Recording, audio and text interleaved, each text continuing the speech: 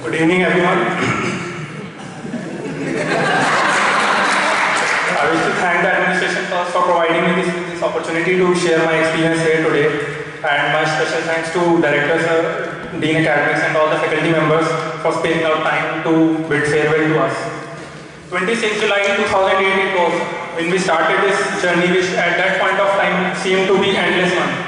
And since we started, college life was baffling us with newer surprises every day and kept instilling a thrill on every turn we took, giving the flavor of college life like we had expected it to be.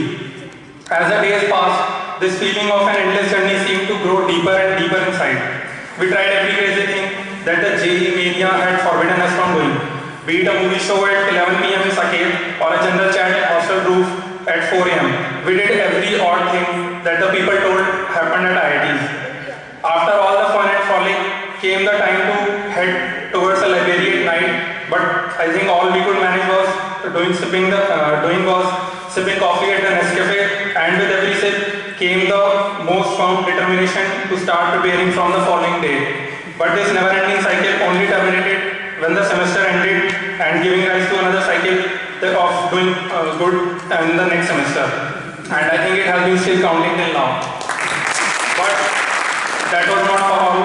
That was not the case for all, and some of us worked really hard to get good CGPAs. By the second semester, we had almost buried inside ourselves the fact that the IIT Delhi campus would just be a pleasant memory, and the most heart-seizing moment was to look at this campus on 24th February 2009. The place gave the exact feeling of what could be called as man versus wild. But I would say the authorities did a very commendable job by transforming this place just 3 weeks before the arrival of our batch in August 2009. And from there, our journey witnessed a dramatic turn.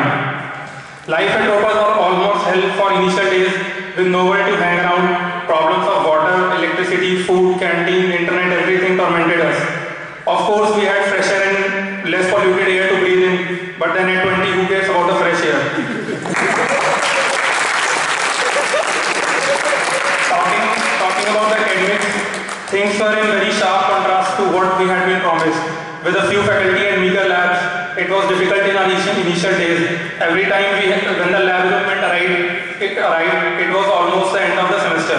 The word electives was almost meaningless for us. We used to get frustrated and we used to complain. But we didn't realize that this was the cost of being called as the pioneers of IIT Ropaz. If the people who started it were not here, who else would have? Along with us, they also risked their career, they faced difficulties and held responsibilities which were not supposed to be in their domain. Our 4-year life has changed us a lot. One of the most significant and disappointing change that me and many of my friends have faced is losing our hair. I still managed to retain a decent amount, but on a serious note, two great things that I have learned here are handling success and handling failure.